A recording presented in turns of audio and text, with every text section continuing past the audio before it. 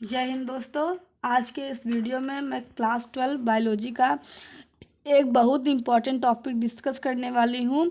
और ये टॉपिक जो है हर साल बोर्ड एग्ज़ाम में आता है और इस साल भी हो सकता है आए ही। तो ये जो टॉपिक है वो हमारा क्या है, जैव उर्वरक किसे कहते हैं।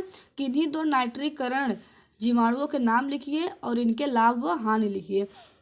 मतलब कि इसमें क्या चीज़ पूछा जाता है कि जैव उर्वरक किसे कहते हैं, और ये जो क्वेश्चन है हर साल बोर्ड एग्जाम में पूछा जाता है, हर साल। तो इसलिए मैंने इसको पहले से देखिए इसका आंसर मैंने लिख रखा है किस तरीके से इसका आंसर लिखना है। तो जैव उर्वरक किसे कहते हैं, किन्हीं दो नाइट्रीकरण जीवाणुओं के नाम लिखिए, इनके लाभ व हानि लिखिए।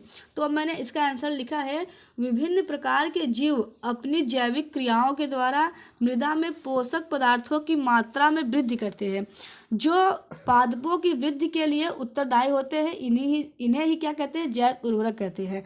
मतलब कि जो हमारी मिट्टी है उसमें कुछ विशिष्ट प्रकार के क्या पाते हैं, जीव पाए जाते हैं। जैसे कि नॉस्टॉक एनावेना हो गया, राइजोबियम हो गए।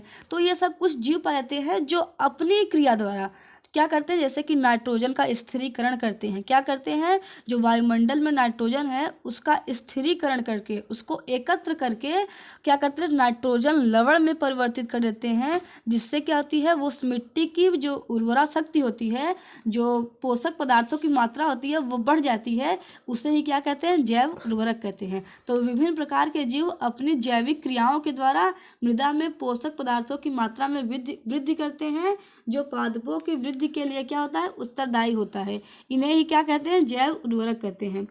सूक्ष्म जीव वे जीव होते हैं जो नाइट्रोजन स्थिरीकरण के मृदा के उत्पादन शक्ति को बढ़ाते हैं। नाइट्रोजन स्थिरीकरण मतलब कि या तो मिट्टी से उस नाइट्रोजन को लेंगे या तो वायुमंडल से लेंगे। वो कुछ जीव होंगे उसमें कुछ विशिष्ट संरचना होती है जो नाइट्रोजन को नाइट्रोजन लवण में क्या करते हैं, परिवर्तित करते हैं। ये देखिए कुछ उसके उदाहरण हैं, ये तीनों जो हैं उसके उदाहरण हैं किसके, नाइट्रोजन स्थिरीकरण करने वाले जीवाणुओं के। पहला जो है वो क्या है, साइनोबैक्टीरिया। साइनोबैक्टीरिया का दूसरा नाम क्या है, नॉस्टॉक एनाबेना। क्या है, नॉस्टॉक एनाबेना। ये क्या होते हैं, स्वतंत्र जीवी होते हैं। मतलब ये किसी के ऊपर निर्भर नहीं रहते, ये स्वयं उस मृदा में रहते हैं और अकेले ही नाइट्रोजन का स्थिरीकरण करते हैं। इसलिए ये यहाँ क्या कहा गया है कि ये स्वतंत्र जीवी होते हैं। इन जीवाणुओं के पास हेट्रोसिस्ट होता है। अगर इनकी संरचना ये ऐसे लंबी सी होती है और नेक के पास ऐसे गोलानुमा संरचना होता है, जिसे क्या बोलते हैं, हेट्रोसिस्ट बोलते हैं। तो देखिए इनके पास क्या होता है, हेट्रोसिस्ट होता है, जिससे ये वायुमंडल से स्वतंत्र नाइट्रोजन को प्राप्त करके नाइट्रोजन लवण में परिवर्तित कर देते हैं। स्थिरीकृत नाइट्रोजन तुरंत तुरंत मृदा को प्राप्त हो जाता है तथा कुछ भाग इनके मृत्यु के पश्चात प्राप्त हो जाता है। मतलब कि साइनोबैक्टीरिया एक ऐसा बैक्टीरिया होता है जो स्वतंत्र होता है और इनके पास एक विशिष्ट संरचना पाती है जिसे क्या बोलता है, हेट्रोसिस्ट हो जाता है। और ये हेट्रोसिस्ट वायुमंडल के नाइट्रोजन को लेकर उसका स्थिरीकरण करके नाइट्रोजन लवण में परिवर्तित कर देता है और यह तुरंत मृदा को प्राप्त हो जाती है। और जो कुछ भाग बचा रहता है जब इनकी मृत्यु हो जाती है उनके पश्चात प्राप्त होता है। तो साइनोबैक्टीरिया एक प्रकार का विशिष्ट बैक्टीरिया होता है जिसके पास हिस्टोसिस्ट नामक विशिष्ट संरचना होती है, जिसके द्वारा ये नाइट्रोजन का स्थिरीकरण करते हैं। दूसरा क्या है, राइजोबियम। राइजोबियम जो होता है वो स्वतंत्र नहीं होता है, यह सहजीवी के रूप में कार्य करता है। किसके रूप में, सहजीवी के रूप में कार्य करता है। मतलब दो जीवाणु आपस में रहते हैं साथ में और एक दूसरे को लाभ पहुंचाते हैं, इसी को क्या बोलते हैं, सहजीवी। तो ये जीवाणु दलहनी फसलों की जड़ों में उपस्थित होता है। देखिए ये स्वतंत्र नहीं है कहीं पर, तो ये निर्भर है किसकी, जड़ों में।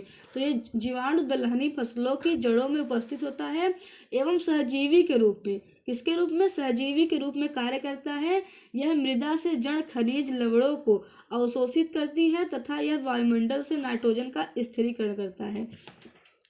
जो राइजोबियम होती है वो क्या करता है, मृदा से खनिज लवणों को अवशोषित करता है और दूसरा कार्य क्या करता है, वायुमंडल से नाइट्रोजन का स्थिरीकरण करता है। और जिसके ऊपर निर्भर रहता है वो उसको क्या करता है, भोजन प्रदान करने का कार्य करता है। तो ये दोनों क्या करते हैं, सजीवी के रूप में कार्य करते हैं। और ये देखिए राइजोबियम वह जीवाणु है जो सजीवी के रूप में कार्य करता है और यह वायुमंडल से नाइट्रोजन का स्थिरीकरण करके मृदा की उर्वरा शक्ति को बढ़ाता है। तीसरा क्या है, माइकोराइजा।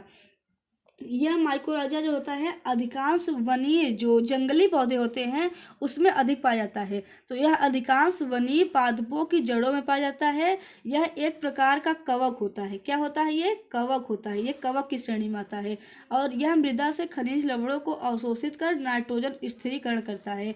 मतलब माइकोराइजा भी एक मतलब कि सजीवी के रूप में कार्य करता है और यह कवक होता है, लेकिन अधिकांश रूप से जो जंगली पौधे होते हैं उनमें अधिक पाया जाता है और यह भी मतलब खनिज मृदा से खनिज लवणों को अवशोषित करके नाइट्रोजन का स्थिरीकरण करता है। तो जैव उर्वरक हो गए। जैव उर्वरक में मतलब भाग लेने वाले जीवाणु हो गए। और अब पूछा जा रहा है जैव उर्वरक के लाभ। जैव उर्वरक के लाभ ये होता है कि जैव उर्वरक का उपयोग करने से जो देखिए यह मृदा पोषक तत्वों की मात्रा देते हैं। मतलब कि जो मृदा शक्ति होती है उसकी पोषक की वो बढ़ जाती है। यह मृदा की उर्वरा शक्ति को बढ़ाता है और मृदा की उर्वरा शक्ति बढ़ाता है। दूसरा चीज़, जैसे हम रासायनिक उर्वरक का प्रयोग करते हैं तो वो हमारे शरीर के लिए क्षति पहुंचाता है, लेकिन जैव उर्वरक जो होता है वो हमारे शरीर को कोई क्षति नहीं पहुंचाता। तीसरा ये हो सकता है कि जो उर्वरा शक्ति होती है वो मतलब जो मृदा होती है अधिक उपयोग करने पर क्या भूमि क्या होने लगती है? बंजर होने लगती है। लेकिन जो जैव उर्वरक होता है उससे भूमि को हमेशा शक्ति ही मतलब उसकी उर्वरा शक्ति हमेशा बढ़ती है, कभी बंजर नहीं होता है। तो आई होप कि आपको समझ में आया होगा कि जैव उर्वरक किसे कहते हैं, इसके जो उदाहरण हैं वो कैसे कार्य करते हैं और इसका लाभ क्या है। धन्यवाद।